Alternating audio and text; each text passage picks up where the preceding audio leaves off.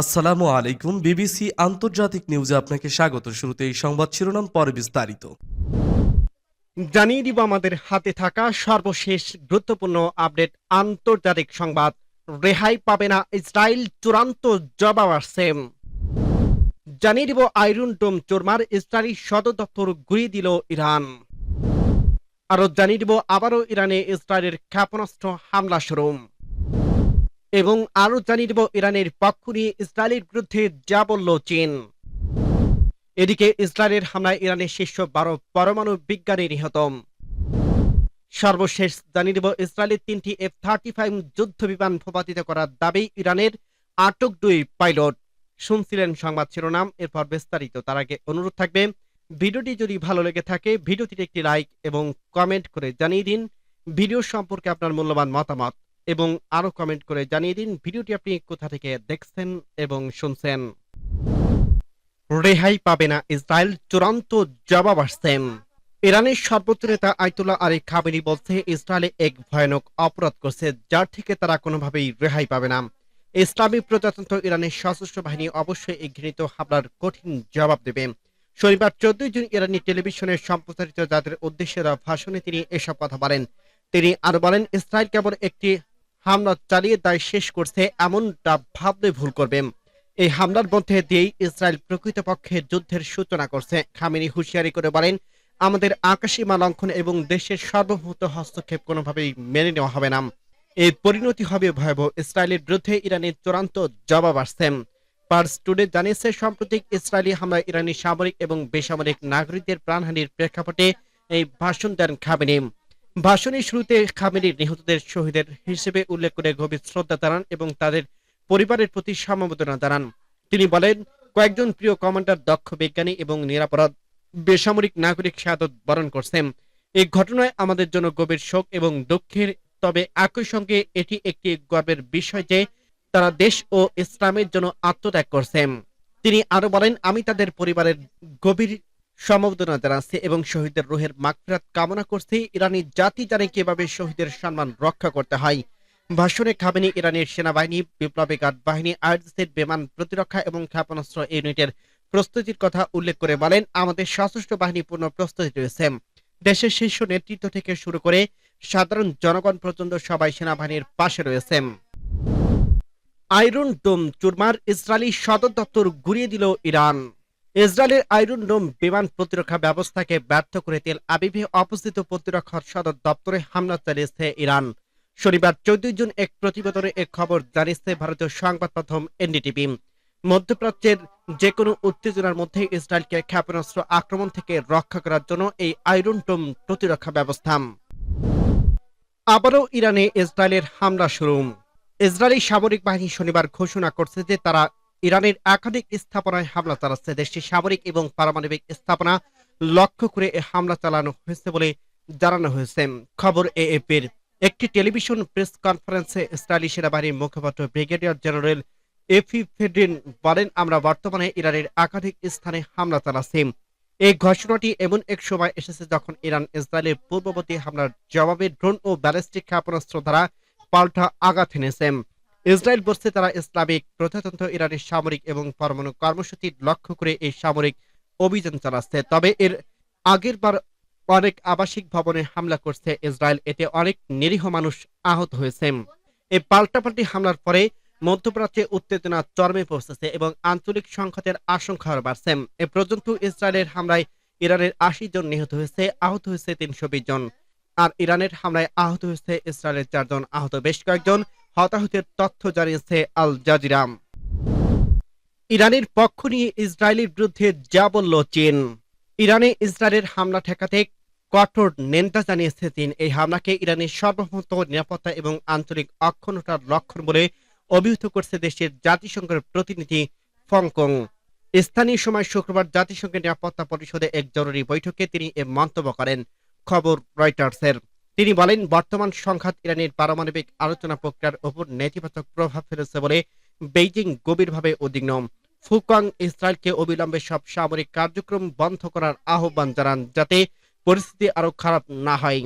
ফু আরো বলেন, পারমাণবিক অস্ত্র বিস্তারোধের চুক্তিতে স্বাক্ষরকারী দেশ হিসেবে ইরানের পারমাণবিক চুক্তির শান্তিপূর্ণ ব্যবহারের অধিকারকে সম্পূর্ণরূপে সম্মান করা উচিত।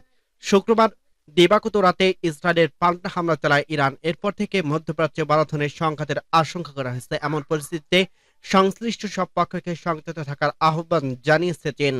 চীনের পররাষ্ট্র মন্ত্রণালয়ের মুখপাত্র লি জিয়ান বলেন, এ ধরনের পদক্ষেপ ভয়াবহ পরিণতি ডেকে আনতে পারে। আমরা সংশ্লিষ্ট পক্ষগুলোর আহ্বান জানাই যেন তারা উত্তেজনা না বাড়িয়ে আঞ্চলিক শান্তি এবং স্থিতিশীলতা রক্ষায় ভূমিকা রাখেন।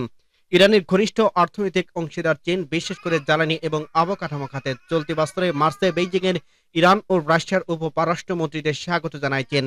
সেখানে ইরানের পারমাণবিক ইস্যু নিয়ে আলোচনা হয় এবং তেহরানের উপর আরোপিত নিষেধাজ্ঞা প্রত্যাহারের আহ্বান জানানো হয়। ইসরায়েলের হামলায় ইরানের শীর্ষ 12 পরমাণু বিজ্ঞানী নিহত।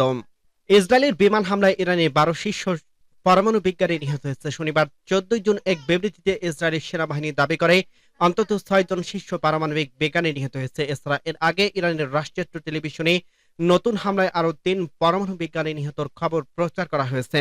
এপির ও টাইমস অব ইসরায়েলের প্রতিবেদন থেকে এর তথ্য জানা গেছে। বিবৃতিতে আরো বলা হয়েছে, অপারেশন রাইজিং লাইন শুরুতে ইসরায়েলি বিমান বাহিনীর হামলায় ইরানের সরকারি পারমাণবিক অস্ত্র কর্মসূচিতে যুক্ত অন্তত 9 জন জ্যেষ্ঠ বিজ্ঞানী এবং বিশেষজ্ঞকে হত্যা করা হয়েছে। হামলায় নিহত ইরানি বিজ্ঞানীদের নামের তালিকা প্রকাশ করছে ইসরায়েলি সেনাবাহিনী। বিবৃতিতে ইসরায়েলি বাহিনী বলছে, এই বিজ্ঞানীদের হত্যা ইরানের সরকারের গণবিধ্বংসী অস্ত্র তৈরির সক্ষমতা বড় ধরনের আঘাত। ইসরায়েলি গোয়েন্দা বিভাগের সংগৃহীত সুনির্দিষ্ট তথ্যের ভিত্তিতে ইরানে অত্যন্ত নিখুঁতভাবে এ আঘাত চালানো হয়েছে। অন্যদিকে ইরানের রাষ্ট্রীয় টেলিভিশনের খবরে বলা হয়েছে, ইসরায়েলি হামলায় ইরানের আরো 3 জন পারমাণবিক বিজ্ঞানী নিহত হয়েছে। হামলায় নিহত ইরানি বিজ্ঞানীদের তালিকা প্রকাশ করছে ইসরায়েলি সেনাবাহিনী।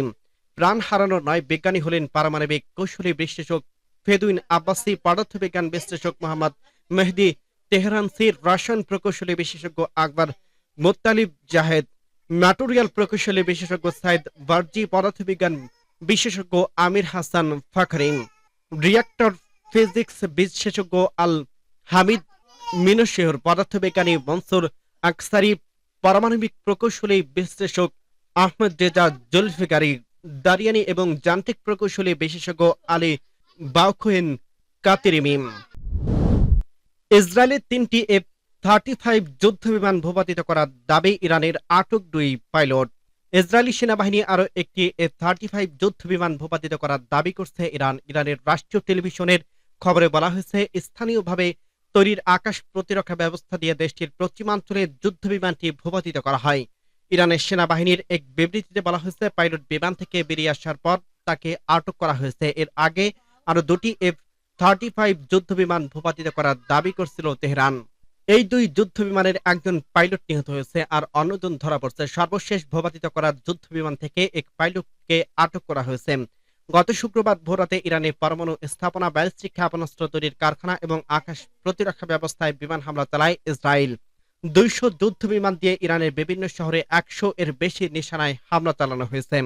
অপারেশন রাইজিং লাইন নাম দিয়ে ইসরায়েলের চালানো হামলায় ইরানের সেনাপ্রধান মেজর জেনারেল মোহাম্মদ বাকরি, ইসলামী বিপ্লবী গার্ড কোরের আইআরজিসির প্রধান কমান্ডার মেজর জেনারেল হোসেন সালামি, আইআরজিসির বিমান বাহিনীর কমান্ডার ব্রিগেডিয়ার জেনারেল আমির আলী হাদিদাদেশ অন্তত 20 জন কমান্ডার নিহত হয়েছে। সকল 18 জন নিহত এবং 300 জনের বেশি আহত হয়েছে।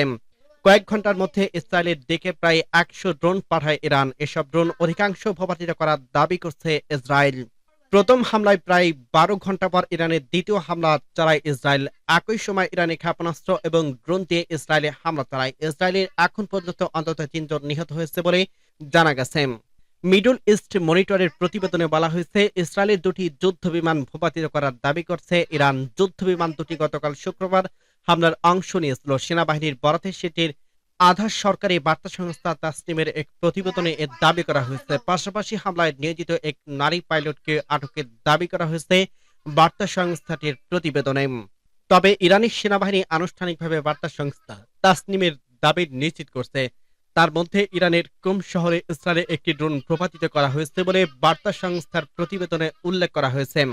ইসরায়েলি সেনাবাহিনীর মুখপাত্র লেফটেন্যান্ট জেনারেল আভিখাই আদ্রই এ দাবি পুরোপুরি ভিত্তিহীন বলে মন্তব্য করছে। তিনি ইরানি গণমাধ্যমটির বিরুদ্ধে মন করা তথ্য ছড়ানোর অভিযোগ তুলছেন।